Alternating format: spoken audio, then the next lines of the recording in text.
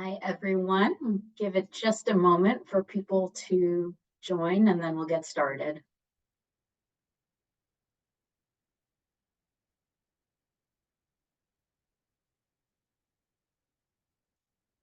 All right, I think we can kick things off. So good morning, good afternoon, good evening, depending on where in the world you are joining us from, and welcome to the Yale School of Management Masters in Asset Management, Demystifying the Application.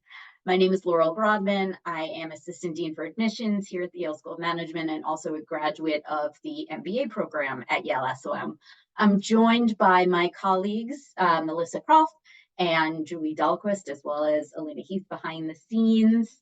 And today's a really unique opportunity to hear from individuals who serve on the team that both designs our asset management application and reviews the applications that we've received in order to select the members of our incoming class. So our aim today is to provide you with a brief overview of the school and the asset management program. I'll kick off with that, and then we'll spend the bulk of the time together reviewing the main components of the application, as well as offering hopefully helpful tips and advice for you along the way as you go through completing your asset management application. We are not going to have time for a formal Q&A today. I think we're going to get a lot of questions answered just through the content of walking through the application. But if you do have questions along the way, we'll try to keep an eye on the chat and the Q&A. If we don't answer your question, it's likely because the answer is coming up within the content that we are going to be sharing with you today. But like I said, we'll do our best to keep our eye on things. I'll also mention that we have a series of application insider tips workshops coming up in the next couple of weeks, and that's going to be a real opportunity to dive a little bit deeper into the individual components of the application that you're most interested in hearing about, and a chance to answer some individual questions that you might have. And so you can register for those on our event page. And so with that, I'll kick things off with sharing just a bit about the Yale School of Management and what makes the Masters in Asset Management program distinctive among business and Masters of Finance programs. Okay, so whenever I talk about the Yale School of Management, the first place that I always like to start is with our mission, which is to educate leaders for business and society.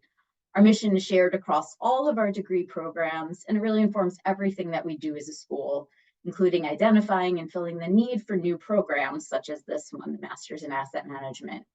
And so no matter the discipline or the area of focus of a given program, we aim to develop leaders who can think broadly about the challenges that we face in an increasingly complex world, and who have the capacity to be decision makers in environments that call for multiple stakeholders, influencers, and consequences. Our students are positioned to be both successful in their careers and to have a positive impact on society. And our programs attract students for whom this mission really resonates. And so one thing that fits quite naturally into our pursuit of this mission is the close connection that we have with our home university, Yale University. So when you join the Yale SOM community, you're truly joining the broader Yale University community and all the opportunities and privileges that come with that. Yale's really an extraordinary place to learn from top academics and fellow students across a broad range of disciplines. Whether it's taking elective courses across Yale at the computer science department or within the language department, whether it's taking or attending a lecture on the future of energy markets that's hosted by the Yale Center for Business and the Environment, CBA, or taking a core class in quantitative investing with one of our asset management program founders, Professor Toby Moskowitz, the opportunity to connect with all that Yale has to offer are really an essential part of the Yale SOM experience and helps you develop into the type of investment leader who thinks across disciplines and incorporates varied perspectives when solving big challenges in your future career paths.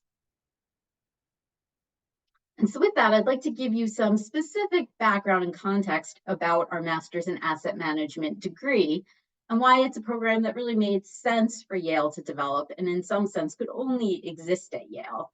So for a little bit of history, the program was created by Toby Moskowitz, who I just mentioned, the Dean Takahashi Professor of Finance, and also a principal at AQR.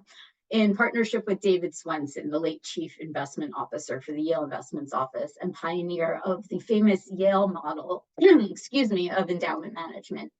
The two of them in partnership saw a real need and a demand for a finance program devoted specifically to asset management that combines the best of academic theory and practice. And their vision was to merge the perspectives and expertise of top finance scholars here at Yale with leading investment managers out in the field, resulting in a truly unique curriculum.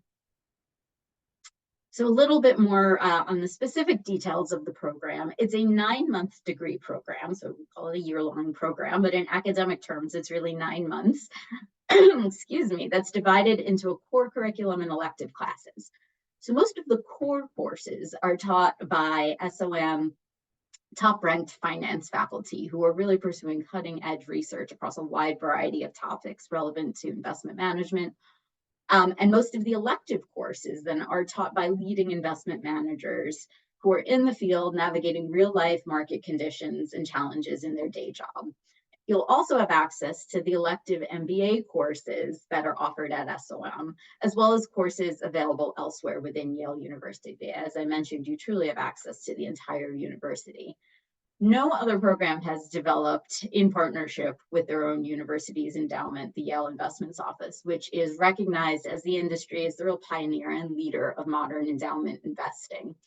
And because of Yale's unique in-house experience, our external connections to industry, and access to the broader university, we're really in a position to offer an extensive and unique slate of course offerings developed specifically for the program, focused specifically on the field of asset management. So things like hedge fund strategies, behavioral finance, ESG investing, financial regulation, machine learning, quantitative investing, venture capital, and private equity, and so on. Again, these are really specific courses within the field of asset management that go far deeper than a typical finance program might. We also offer what we call our Asset Management Colloquium, which gives you unparalleled access to industry leaders across a range of relevant fields who come to Yale to speak specifically to this program in an intimate setting. These, again, are renowned practitioners in the field who it's rare to have that sort of level of access to, but only members of this program are able to participate in the Asset Management Colloquium. Also part of the program, you'll complete a practical experience requirement, which is a minimum of 40 hours, and that will happen in your spring semester. And this gives you the opportunity to begin your pivot into industry and put some of your recently acquired skills to work. And this can be fulfilled in a variety of different ways, such as interning with an asset management firm, assisting an SOM finance professor with research that's related to the field of asset management, or participating in an investment-focused case competition. Those are just some options there. We are highly focused on our students' professional success. We have a dedicated career specialist in our career development office who works exclusively with asset management students even before the start of fall classes. And as a member of the asset management cohort, you'll have access to the Yale network of employment and internship opportunities. It helps that we are close to major asset management firms in New York City and Boston and the Connecticut corridor. Although our students have really found employment across the globe in a variety of geographic areas. I'd also like to call out that there is a joint degree option between our MBA and the asset management program, making it possible to earn both degrees in just 2 years, which is the duration of a typical MBA program. So that's a really good deal if you're interested in earning both of those degrees. And international applicants might be interested to know that our program offers the opportunity to qualify for an additional 2-year STEM extension of their post-completion OPT work permission.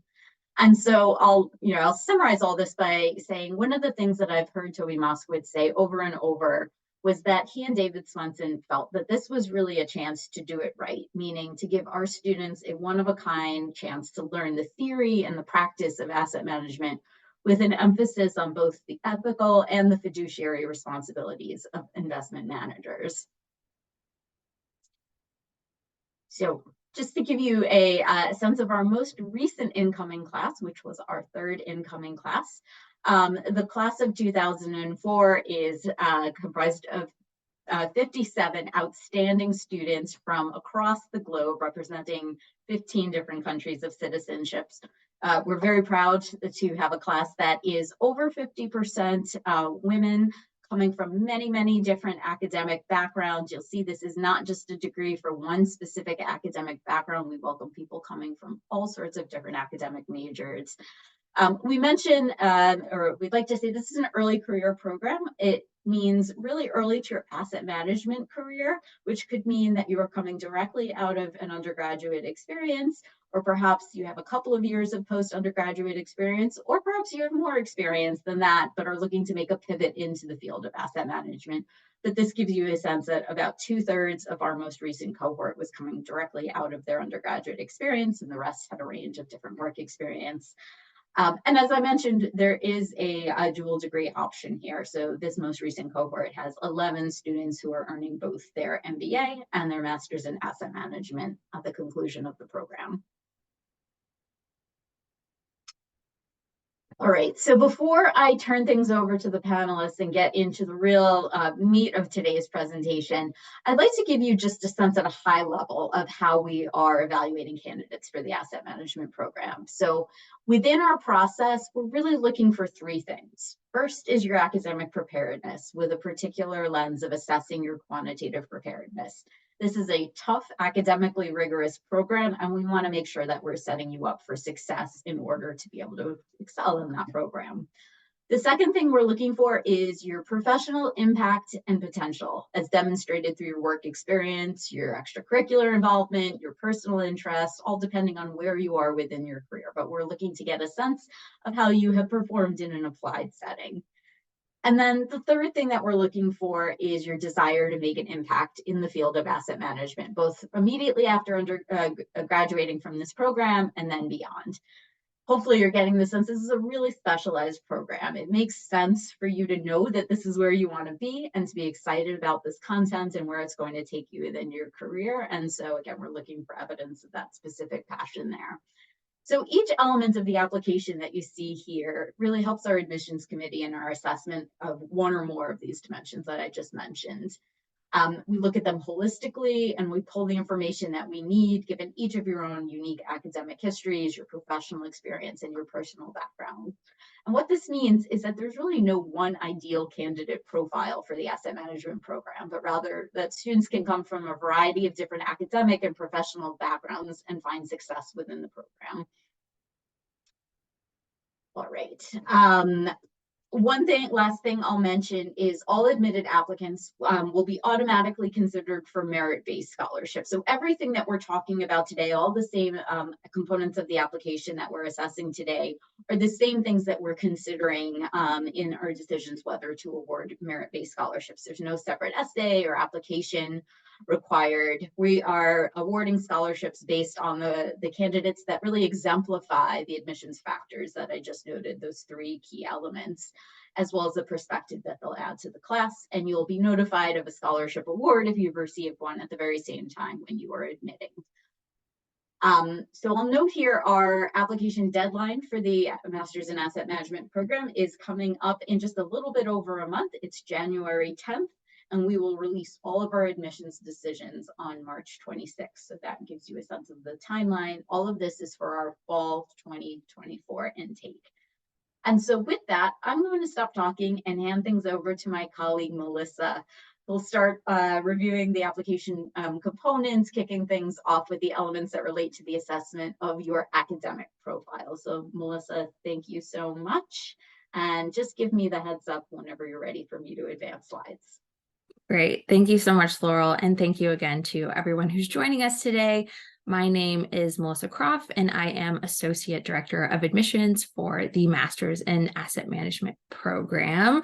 I personally get the most questions in admissions about academic profiles, so I'm excited to shed some light on what we're looking for here, demystifying our process when it comes to your academic profile. So when it comes to academics, we are looking to set candidates up for success in a rigorous program.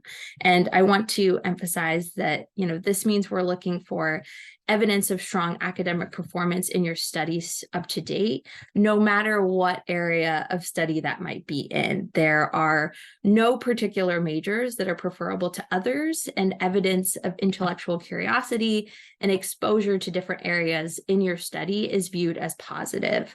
So that means that we'll admit students who come from areas like finance, economics, applied math, but we will also admit students who studied chemical engineering or political science, or maybe someone who double majored in French and psychology. And as we break down what we're looking for in considering your academic profile, in order to assess your academic preparedness for the Master's in Asset Management program, the things that we're looking at in combination altogether include your transcript, your test scores, any courses or certificates you may have pursued outside of your formal studies, and your academic letter of recommendation. And I'm going to walk through each of these components and kind of tell you what we're looking for and provide some tips on how to best go about that in your application. So starting off with your transcript, regardless of your area of study, we'll be looking at your undergraduate academic transcript, as well as any graduate transcripts you may have if your studies extended beyond university. And with these transcripts, as an admissions committee, we look beyond your overall GPA at the types of classes you've taken, how you've challenged yourself, how your grades have trended over time. It's not just about the cumulative GPA listed at the end. And when it comes to submitting your transcripts in your application, your transcript should either be an official copy or a digital version of the transcript that contains the same information as a physical transcript. And this should include your university grading key, which is typically included at the end of a transcript. We'd really like to see that, especially if potentially you're coming from an international school that has a slightly different method of grading. And with these transcripts, all of them should include course titles and grades for all schools attended, and that does include study abroad or transfer credits. I get a lot of questions about whether or not you should submit a separate transcript for your study abroad program, and that really depends on if your study abroad or your transfer credit class and grade appear or do not appear on your main school's transcript. If they are not on your main school's transcript, be sure to upload a separate full transcript from those study abroad or transfer institutions. And I know, as Laurel said, a lot of folks are coming to the class as current college seniors. If that is the case for you, you will have an opportunity to update us with new grades over the course of our application review period, and then we will also review your final transcript before you enroll into the program. Another question that I get a lot pertains to other professional or personal development activities not taken for a university level credit, such as your CPA or CFA courses. With those, CPA, CFA, online classes for which you did not receive course credit, you should include this on your resume, not in the academic record section of your application. Be sure to only include degree conferring institutions in your academic record section of the application. And I say this next bit as the person who will email you if I don't have all of your application information as it relates to your academic profile. Incomplete academic information is the number one thing that holds up an application review. So be sure to follow the directions listed in the academic record section, read those closely, carefully, and make sure that you're following those directions closely for how to enter your academic information, or else I might have to email you and ask some follow-up questions. Beyond your transcript, we're also looking at your test score. We like to use the term test agnostic because we take both the GMAT and GRE, and we truly have no preference between the two. We also do not have a minimum score requirement, and you can get a sense of the range for the current class on our class profile page, but no minimum score requirement to submit an application. With test scores, these are never the sole indicator of academic potential, but a strong test can be a helpful counterpoint to weaker undergrad performance, or it can also help establish quantitative preparation if you haven't had as much exposure in school prior. With that, we look at both your quantitative and your verbal scores, as the two are shown to be predictive of success in management programs. But again, a test score alone is not what we rely on to gauge your potential. As you're going about submitting your test scores, we encourage you to share your test score history. We cannot combine sections of the test for a super score, as you will. We will use the highest score achieved in our evaluation. However, seeing your testing history provides us with a more comprehensive view. For example, maybe you scored higher in the quant section of a test score that wasn't your highest overall score, and that would be really good information for us to have when gauging your quantitative preparation for the program. So please feel free to submit multiple scores so we can get a better sense of your history with test taking. And once again, as kind of the operations end of our team here, I'll say that you can self-report your scores at the time of application, which means you could theoretically take the test the day prior to our application deadline, because all you need are those self-reported scores at the time of application. And then if you're admitted to the program, official scores would be needed to be sent to us at that point to confirm your enrollment in the program. Another big part of your academic profile that we'll be considering is your quantitative profile. And, Laurel walked through the curriculum a little bit beforehand, and you can see that this program is clearly not exclusively focused on quantitative concepts, but there is a certain level of preparedness in quantitative subject matter that will give you the foundation that you need to dive into the coursework, particularly the required core courses that you'll be taking. So we do look to understand what exposure you've had to date, and we ask you to answer some questions in the academic records section about your quantitative preparation. And with this, we know that everyone is coming into the application with different levels of quantitative exposure. You may have studied econ or math, so you naturally have a great deal of quantitative exposure in your curriculum, but it's also possible, like I said at the top, that maybe you studied engineering, chemistry, you have a liberal arts degree, but you have some exposure to statistics or applied math along the way.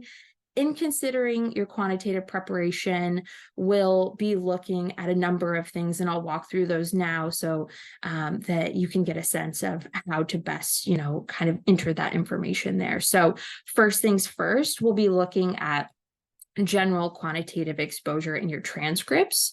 So what sort of classes did you take that involved quantitative concepts during your undergrad or your graduate history? Second, quantitative course preparation in a few specific areas that we ask you to identify in your application, as well as programming preparation. So we consider both formal coursework taken in your undergrad study, but also less formal study that you may have undertaken, such as through a certificate course. Specifically in the application, we're going to ask you about calculus, linear algebra, or matrix algebra, statistics, microeconomics, and like I said, computer programming experience. I want to emphasize that courses in these areas are not required for admission, but exposure to these subjects will provide a highly beneficial background to the curriculum here in the Master's in Asset Management program. We absolutely admit candidates who have not taken all of this coursework prior to admission, but it does help us to understand and identify your starting point. Your responses will also help us identify if you might benefit from additional quantitative exposure prior to matriculating at Yale SOM. And this includes our summer self-study program, which you can take a look at our website to learn a bit more in depth about that. And then finally, in our quantitative consideration, we'll also be looking at your GMAT or your GRE quantitative score, which helps us to assess quantitative preparedness, especially if you don't have as much quantitative exposure in school. And finally, in the academic profile section, we'll be looking at your academic letter of recommendation. So in our process, we ask that you provide 2 letters of recommendation, one from someone who knows you in an academic setting and another who knows you in a professional or applied setting. I'll let Julie talk about that second piece when we get into professional experience, but for academics, your academic letter of recommendation will give us another detailed perspective on your academic performance, which helps us go beyond your course grades.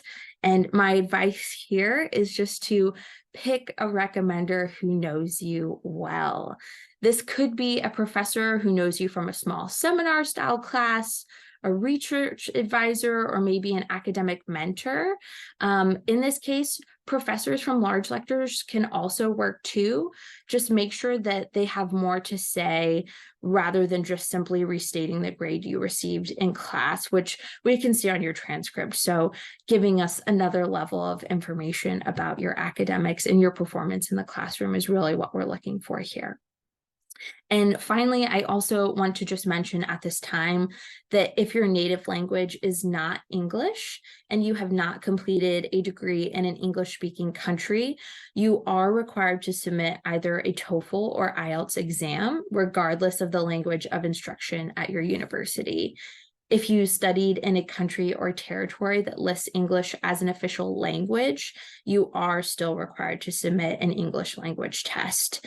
And, I'll just add that when we're assessing your English language abilities, we don't just look at your TOEFL and your IELTS. In addition to those scores, we'll also take into account any other experiences that you've had in English, such as internships or study abroad. And again, with these tests, we don't have a preference for which exam you choose to take. So I guess similar to Laurel, I'm excited to pass it on. Thank you all for listening to me talk for so long, and I'll give it to Julie to talk about assessing your professional impact and potential. Hello, thank you so much, Melissa. Thanks so much. And brief introduction, my name is Julie Dahlquist, and I am the Senior Associate Director for Admissions for the Yale School of Management for the Master's in Asset Management program. And hopefully you are still with us. I know we have thrown a lot of information at you, but we've got a lot of great things in this professional experience section that I think will really be helpful when filling out your Master's in Asset Management application. So I'll start out by saying, as Laurel noted before, when it comes to assessing professional impact and potential, we're meeting you where you are. Some of you will be coming directly from your undergraduate experience, and so necessarily will have no full-time work. But you've likely engaged in professional internships or academic research, as well as extracurricular activities or personal pursuits. If you have full-time work, you'll want to highlight those experiences. Once again, our target for this program is early career, but what that really means is early in your asset management career. If you've gotten experience in another field but are looking to make a pivot, we're still interested in knowing how you performed in a professional setting in that or in other context. And your interest in pursuits outside of finance or other quantitatively focused activities are important to us as well. Even in the most quantitative asset management role, your ability to think strategically, connect the dots across industries or different disciplines, and communicate to and collaborate with others will be critical. We're interested in seeing where you commit your time and how you operate and interact within a variety of settings. So thinking about the components of the application that help us get a sense of these things, we're looking at, first, the resume. The resume is a very important part of your application. It should showcase in a clear and concise way your academic experience, professional experience, including internships, part-time work, research experience, or any other non-classroom experience you've had during school, and any volunteer work, activities, or interests that help to tell your story. In the Yale SOM application, you'll see we provide a resume template to use if you'd like. You'll see also that we very strongly recommend a one-page resume with clearly communicated work progression, start and end dates, as well as space for a high-level academic experience and additional information that you may choose to include. Condensing your resume to one page is a very valuable exercise. It makes you hone in on what is most important, which makes it much easier for the admissions committees to identify these experiences and accomplishments. Focus your resume bullets not simply on description of your jobs, but highlight your accomplishments or the impact you've achieved in each experience. So quickly, a few more tips about your resume. If you've worked for an organization that is smaller or more locally known, it can be helpful to include a brief one-line description of the organization under the organization name on your resume. The resume is also a great place to include information about your involvement in things outside of work, as well as any certifications or coursework completed outside of your academic record. We read thousands of resumes. Please put it in a legible font with ample white space. This is much more likely to get a close read than something that is barely legible. Second, we're considering the work experience section. The Master's in Asset Management application has this section, which asks you to list all part-time and full-time work, internships, and supervised research experience since graduating. Since graduating from high school or your secondary education. Sorry about that. We feel that your detailed list of employment experiences in combination with a resume from your high school that highlights your individual responsibilities within each position gives the admissions committee a better understanding of your career path to date and your potential to thrive in the asset management industry upon graduating from the program. Take your time with each work experience entry. By dedicating time to carefully reflect and craft your entries, you can provide a more comprehensive and meaningful portrayal of your professional journey. We ask detailed information about each job entry, including but not limited to organization name, modality, and how you secured the position. Please allow ample time to complete this important portion of the application. Rushing through this section might inadvertently limit the depth of information shared, leaving the admissions committee seeking further clarity regarding your professional impact. And third, we're also considering your workplace letter of recommendation. In addition to the academic letter of recommendation mentioned earlier, your second letter of recommendation ideally should be from a professional or extracurricular supervisor or another individual who has worked with you in an applied setting. This can be an internship, a full-time work experience, research, long-term academic project, extracurricular leadership role, etc. The best people to write your letter of recommendations are the people who have supervised you and formally reviewed your performance versus asking someone based on a prestigious title. If you've worked full-time or have had an internship experience, you'll ideally get a recommendation from your supervisor in that position. Although there may be reasons why this is not possible, which you might want to share in your optional statement. If your recommender's primary language is not English, know that we are reviewing for content versus writing ability. At this time, we do provide translation services for recommendations submitted in Mandarin and Spanish. Many candidates think this piece of the application is out of their hands, but I believe that this is a piece you can influence. I always encourage candidates to meet with their recommenders or schedule a call when possible to communicate why you're pursuing a master's in asset management degree and why now. I would also jog their memory about projects or professional experiences you had at their organization that the admissions committee might benefit from hearing about. In this way, you're priming your recommenders to be reflective and thoughtful about writing a letter that will shed light on your performance at work or in the classroom, your trajectory and potential to excel in this program and beyond. And finally, the activities section.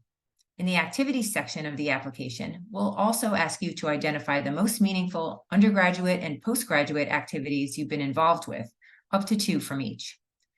Picking your top 2 gives us a sense of what you've dedicated the most of your time and talents to. And you can, of course, include additional activities on your resume. Think broadly about activities. They can be extracurriculars, sports, volunteer work, research, academic activities, employment, work study during school, familial roles or responsibilities, personal affiliations, or hobbies and personal interests. It gives us a better sense of who you are and how you apply yourself. And just a few notes on presenting your professional and applied experiences. Read the instructions for the work experience section closely. Any full-time work, part-time work, internships, or research experiences that appear on your resume should also be input into the work experience section of the application, along with the requested detail. Please keep in mind that we will use this information to verify your employment if you are admitted to the program. And connect the dots. If you've transitioned between post-undergraduate roles, use the work experience entries to explain why you've left a given role for a new opportunity. And if you have a gap in your work experience or academic history, we encourage you to use the gaps in work experience section or the optional statement to provide an explanation.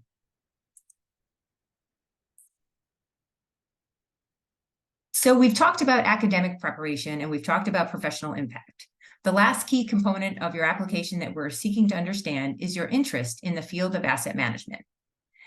As you've heard, this program is distinct among master's degrees in finance due to its unique focus on the theory and practice of asset management. We want to understand what drives your interest in this field and how you envision the pursuit of those interests will play out for you in the career you launch after completing the program. We'll seek to understand this in a few ways. First, we have an essay that directly addresses this. What are your short and long-term career interests? Please describe what drives these interests and how they connect to your academic, professional, or personal experiences. This is a very specialized program, and we want to understand how your interests align with what this program can offer. We're asking you to be both forward-looking and backward-looking in this question. In looking forward, we'd like you to identify what you are interested in pursuing during the program and your short-term career interests directly after completing the program. We'd also like to know how this translates into your longer-term aspirations. Looking backward, we'd like you to reflect on how these interests developed and how they are tied to the academic, professional, and personal experiences you've had to date, including what you still need to learn and accomplish to achieve your goals. I'd like to really emphasize that you don't need to have everything all figured out. Maybe you're interested in several different fields or functions within asset management, or maybe you have a sense of what you'd like to try in the short term, but that could take you down one of several paths in the long term. Or maybe your interest is in a fundamental versus quantitative approach or vice versa, but you're not really sure yet what sort of organization or role you'd like to work in to apply that approach. That's okay. We're most interested in hearing what has led you to want to pursue these interests, how they connect with what you've learned to date, and how, at this point in time, you can envision yourself making an impact in the field. Important to note, the essay has a 500-word limit, so we encourage you to be clear and concise in your communications. This should be more than enough space to respond to the question that we're asking. I'd also like to offer a note about the optional information section of the application, which appears on the same page as the essay question. Most candidates do not need to complete this section. Don't use it as an opportunity to answer a question we haven't asked. Instead, if you need to provide some additional context around something that is part of the application, such as your reason for choosing an unconventional recommender or an unusual timeline for your academic or professional pathway, or a context that will help us understand poor academic performance, this is the place to do it. In understanding your interest in the field of asset management, we'll also consider the types of activities and experiences you've pursued to date. Once again, this is an early career program, so the expectation is not that you've had exposure to asset management or a job in this field already. But if you have had the opportunity to gain some sort of related experience, this is certainly evidence of interest, and you may want to include this in your essay when you talk about how your interest developed.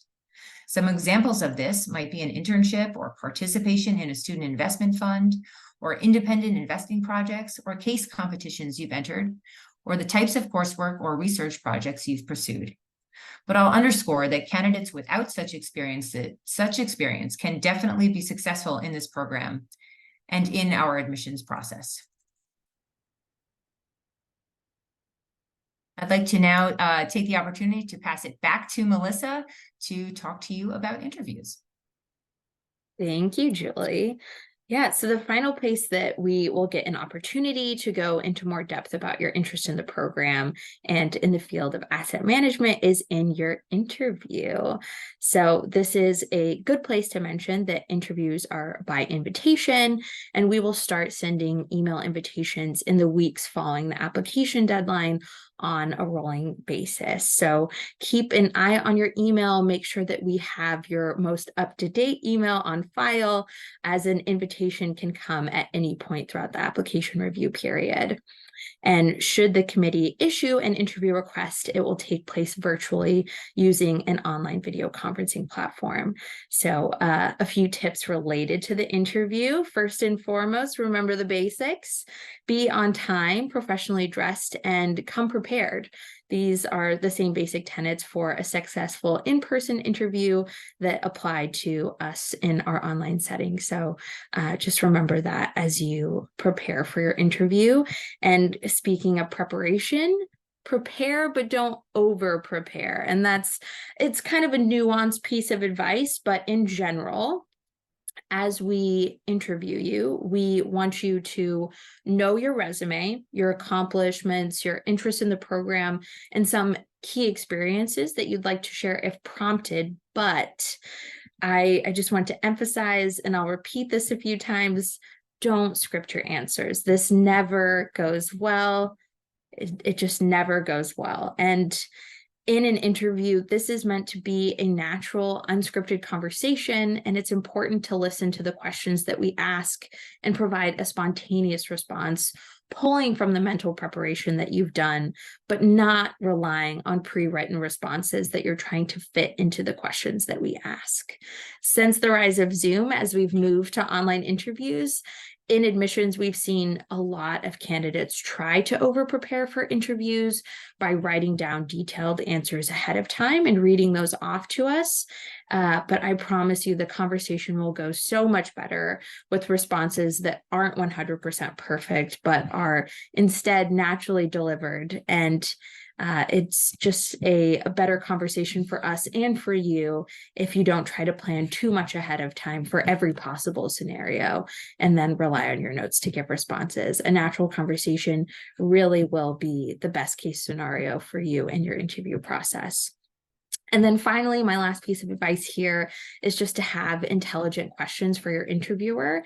Remember that an interview is a two-way street. We want to learn more about you, but this is also a great opportunity for you to learn more about the school and the community. If there's something that you aren't able to find on our website, come into the interview prepared to ask those questions so you can get to know the school better, so that if you're admitted, you are able to intelligently make a decision about where you want to go. And now I'll hand it back to Laurel to talk about the two components of the application that you'll complete after you hit submit.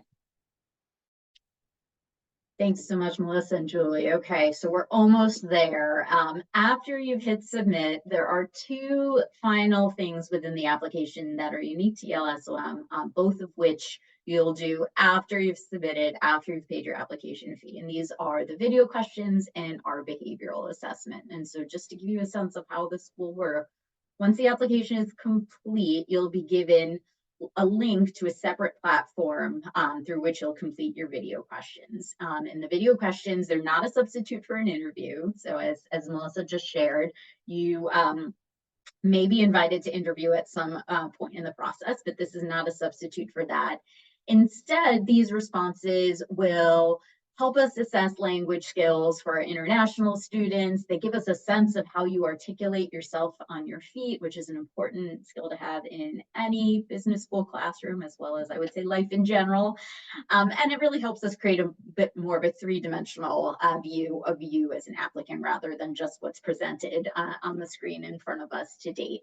So the way that these will work is a member of the admissions team, probably one of the three of us and one other colleague that we have as well, will present you with a question, and you'll have a short period of time to formulate a response and then deliver the response. So Specifically, depending on the question, you will have either 20 or 30 seconds to consider your response, think it through, and then again, depending on the question, either 60 or 90 seconds to deliver that response.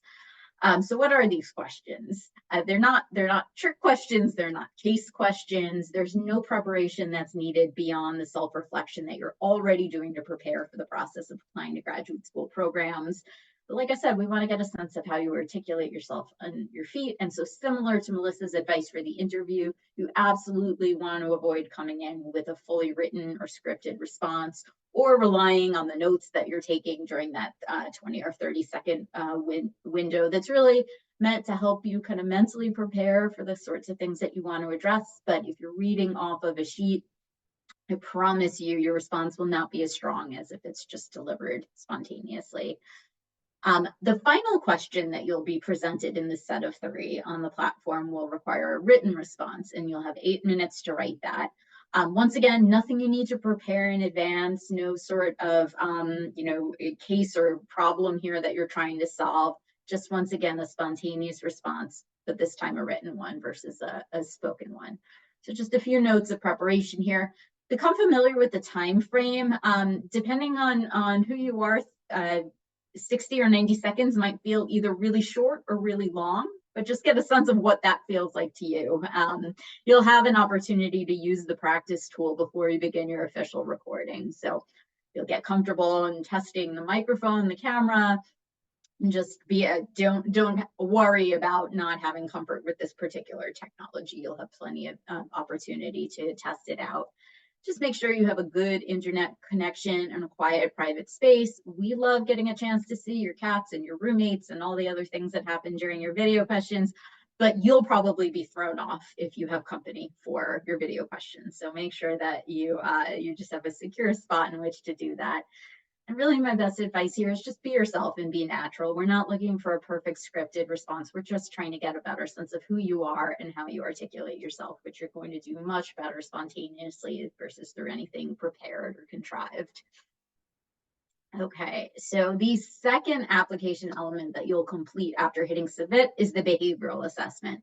This is a really unique tool that we use. I'm not aware of any other graduate school program using this right now. We developed it in collaboration with ETS, the makers of the GRE. And unlike the GRE or the GMAT, it's a non-cognitive assessment. So that means that it looks at interpersonal and intrapersonal competencies that we know are associated with success in business school programs. And so the experience itself is an online module that takes about, I'd say, 25 minutes to complete. It's meant to be completed in a single setting, and similar to the video questions, there's absolutely nothing you need to do in advance to prepare for the assessment. It doesn't require any sort of specialized knowledge or background. What it actually is a series of paired statements. So it'll be things like, I go to meetings and I'm an organized person, and you have to pick the one that feels more like you. There are 130 of these that you'll do in succession. So the point is to move through it quickly and not overthink it. I promise you no one individual answer or even 30 answers are going to affect the outcome of your application. This assessment alone is never going to be the deciding factor in admission, but it can provide us with some valuable information when used in context with all of the other elements of the application that we have already shared. All right, and so with that, we have a QR code here if you want to scan it and to see some of the upcoming events, where, as I mentioned at the top of the session, if you have more specific questions for an admissions team or looking for advice on submitting your best application, and want to get some more detail around some of these specific components that we covered today, I encourage you to check out some of the upcoming events that we've got.